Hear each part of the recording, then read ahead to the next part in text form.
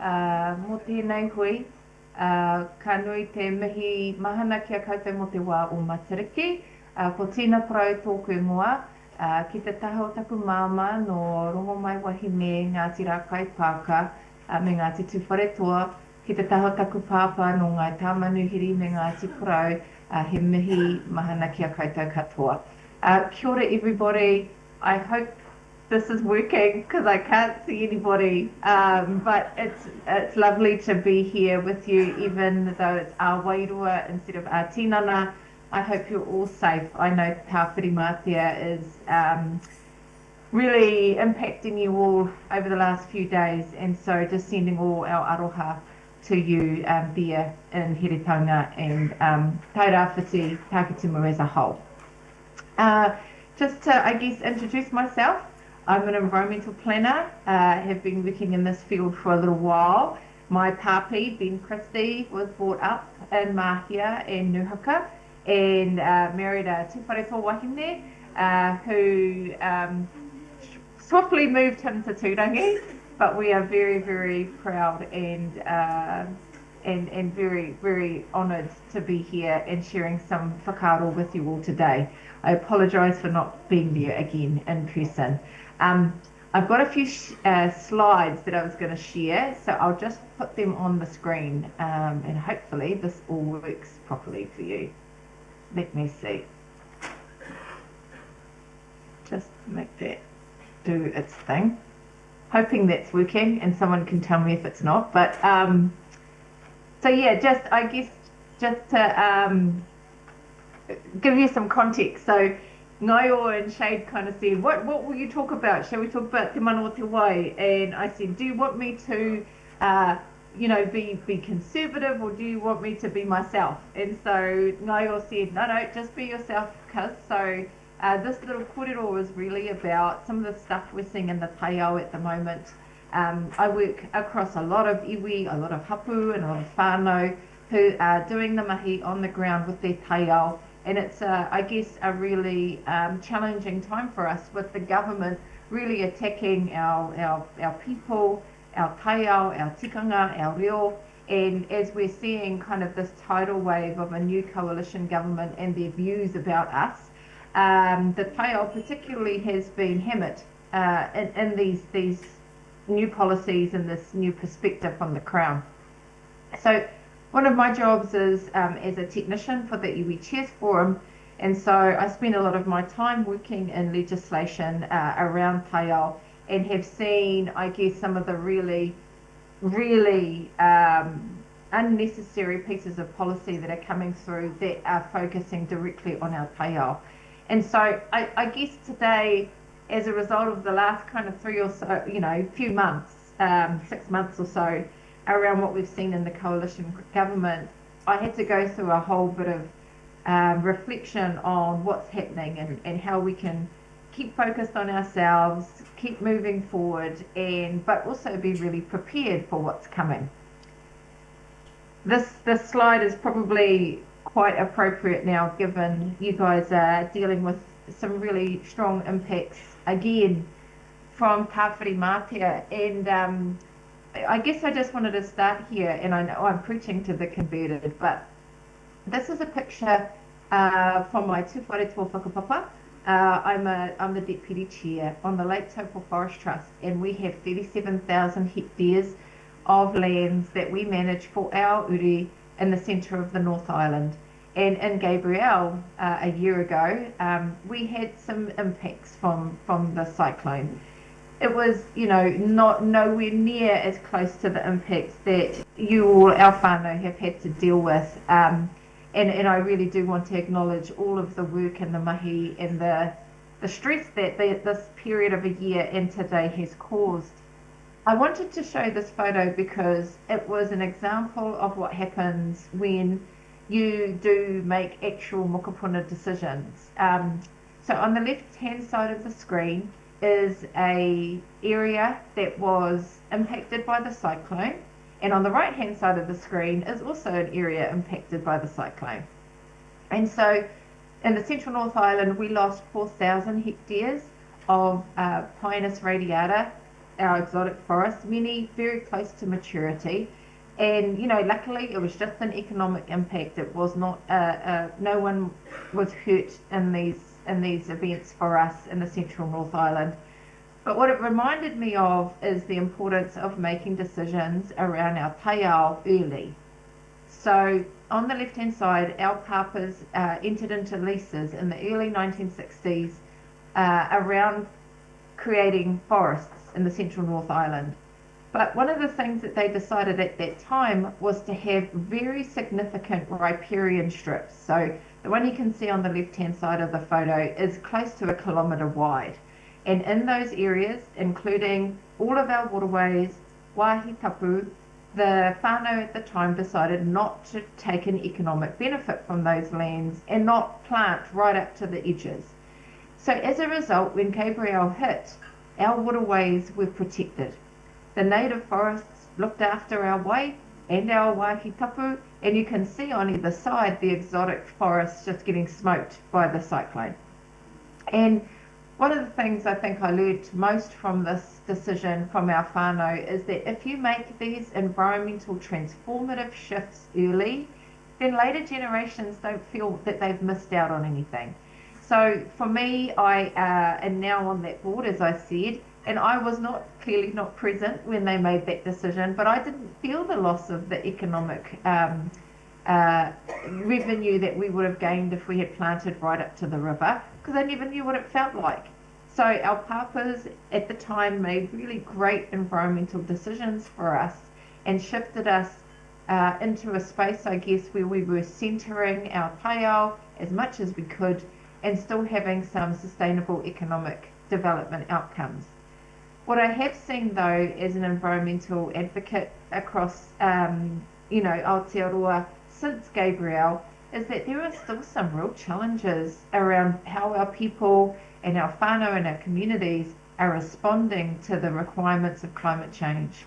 So we're still kind of trying to hold on to some of those land uses that are not going to do us any good, that are not able to really withstand what's coming in climate change. And we have to transform and change our land use out of some of these areas into different land uses now, so that we can look back like I did as a mokopuna of my papas and go, man, they made great decisions. And as a result, even for us in forestry, we are transitioning into different spaces because we recognise that the things that we need to look at in the future are going to be starkly different to what we're doing now. So as a result, I was getting frustrated because it was still difficult to have these conversations with our economic authorities around transitioning out of forestry, out of farming in certain areas and methods in those two industries into something new and different, and helping us to understand what it would take to transform ourselves and be more aligned with our taiao rather than fighting with it. And as a result, I realised I might not be able to convince my big cousins and my uncles to change. So this was a really important quote for me that has been helpful over the last year, which is, the secret of change is to focus all of your energy not on fighting the old, but on building the new. And so really this corridor is about what we're going to do next, not really dwelling on what we're sitting in now, but as a result of some of these challenges we're seeing, we do have to transform ourselves. Now, I've used this slide a lot. We helped to facilitate a rangatahi wānanga last March, and this was kind of the basis for what we were trying to pull together. So we were hearing kōrero that some of our rangatahi were feeling that they weren't able to be included. All the discussion around, am I enough? Am I Māori enough? Am I clever enough? Do I do enough at home? And so we built this slide to kind of say, actually everyone fits. The taiao and our whakapapa has given us all the tools and the brilliance that we need. It's already within us, it's in our DNA. And so you don't need to have anything particular to participate in being a tangata tiaki, you just have to have whakapapa. And so we talked about the gatherers, the gardeners and the growers, the thinkers and the dreamers, the healers and the story weavers. These are all kind of characteristics that people have irrespective of where they went to school and irrespective of if they live in an urban area or a rural area. These are all kind of quintessential characteristics of what we are as tangata tiaki. We've got people who include others. We've got the singers and the composers, the artists, and they are often closest to the taiao as, our carvers and our weavers. They actually understand the taiao in a very intimate way. And of course, the hunters and the fishers and the cooks and the kai preparers. And so, all of these superpowers are the things that our taiao needs from us. And I think if we start to focus on our inherent skills that have been passed down to us through our whakapapa, then we become more focused and have a much better relationship with our taiao, which enables us to be far more, I think, resilient to climate change. It enables our communities to be more, ready for things that are coming. And it also forces us to change our economies away from strictly capitalist models around extractive relationships with our taiao to aligned relationships with our taiao, where we flow with our waters and our lands rather than trying to force our lands into certain outcomes. And I know I'm preaching to the converted in the room, but I think it's just helpful for us to actually have sitting in these things again, so we're reminded about what we are and who we can be. So one of the things we kind of did as well is we tried to figure out what the types of workforce and skills we would need to create an army for taiao.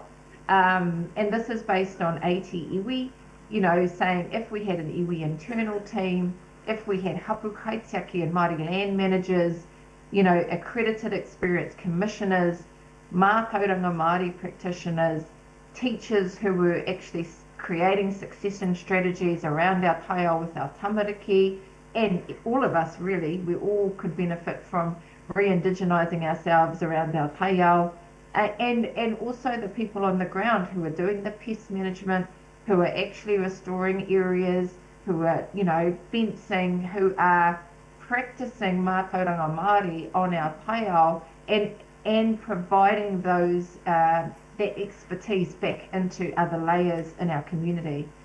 And just to do the bare minimum, in my mind, we would need about 14,000 new jobs.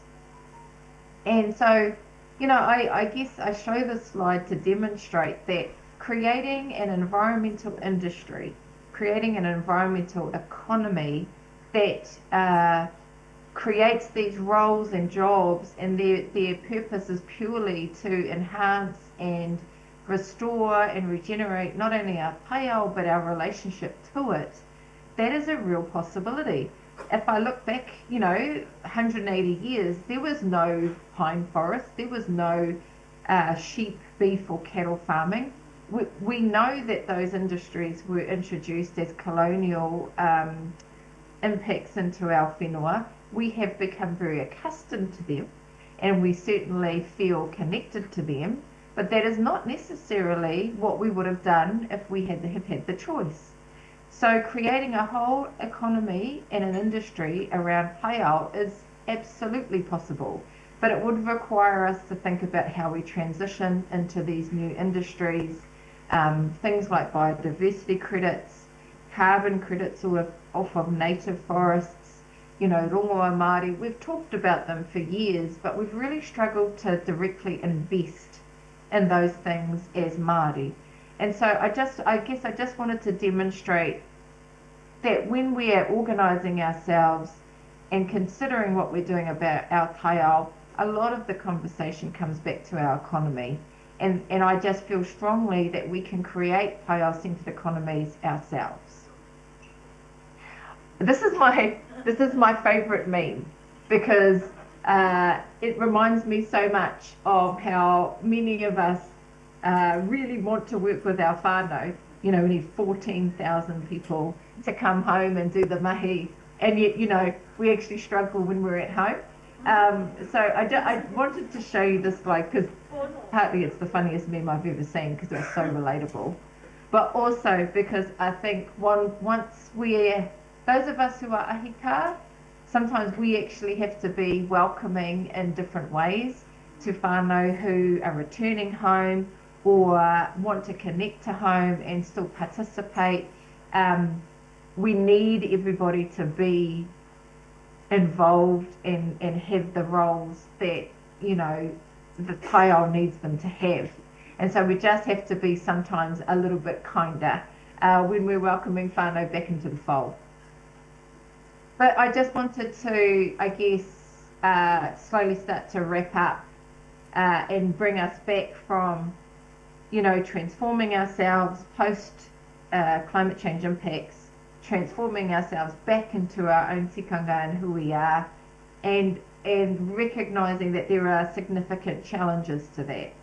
One is sometimes ourselves. We are our own worst enemy sometimes, but we are also facing some significant challenges from a government who is finally, I think finally, being really transparent about how they've always felt about us. Ruaumoko is my favourite atua. I was raised under the mountains in Te Wharetoa, and Ruaumoko and his constant frustration and riri and anger, I know is probably what I've been feeling over the last few months with this government. But I'm also reminded that, you know, Ruaumoko, just by his own actions, creates ripples and changes the world. And so that's why this kind of final session I wanted to share with you is around what we are going to do, or what we can do.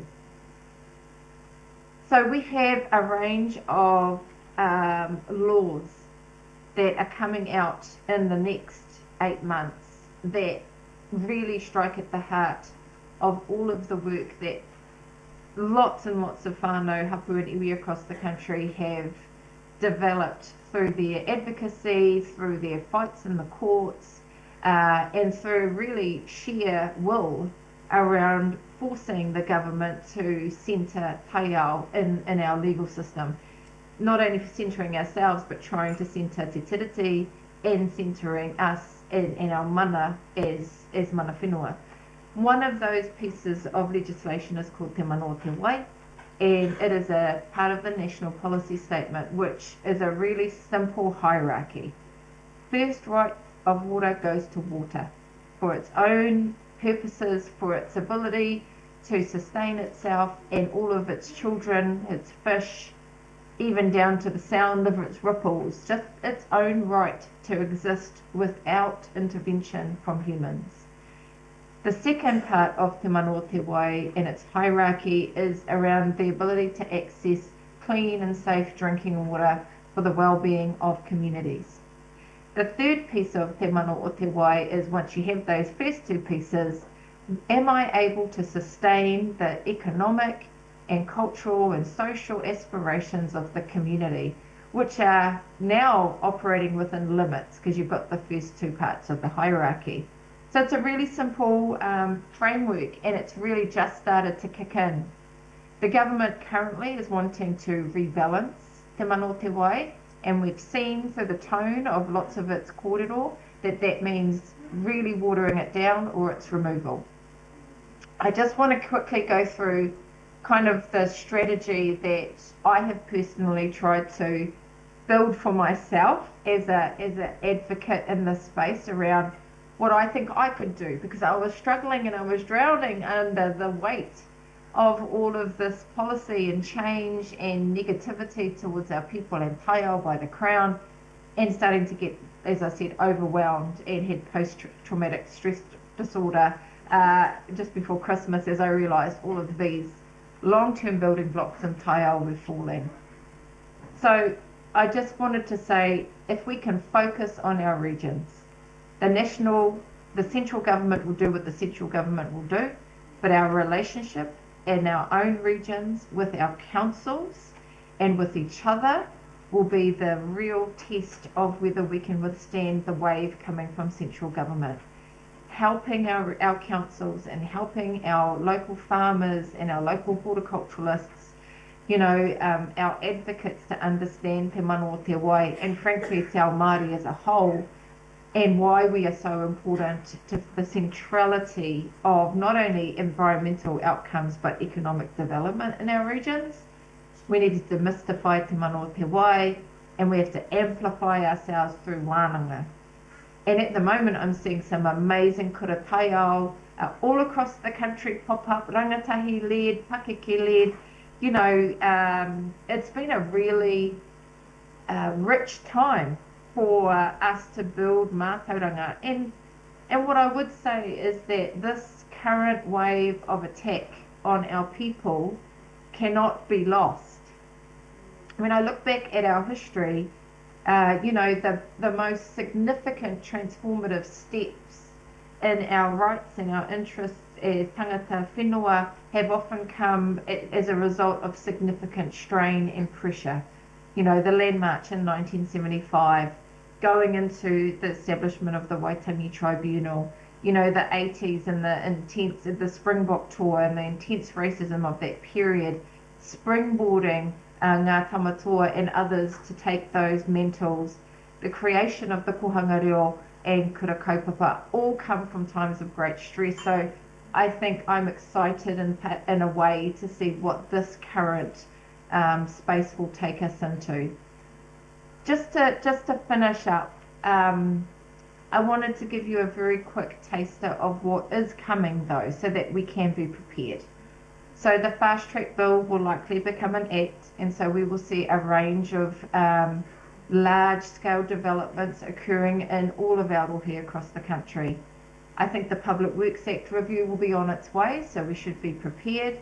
The removal of Māori wards in the last few days, we know that they have pushed it through and they are recommending it becomes law. As I've said, the watering down of te mano o te wai, the RMA review, the whole RMA will be reviewed by the end of this government's term. We've got a range of other impacts in Three Waters. So I think being prepared will be important for all of us, as well as being really close to our taiao practically by continuing our wānanga. And just to end, we've got some training which we can help with some solutions around some of that which is free. And we're going to be running that on the 23rd and 24th of July at the Napier War Memorial Centre, and I really want to acknowledge Kahungunu for hosting us. And we have a rangatahi wānanga te hira puao in Taranaki on the 8th to the 12th of December. So I will leave it there. Thank you so much for inviting me. I'm sorry I couldn't be there in person, and I hope you will have a very safe and reflective matariki. Tēnā koutou katoa.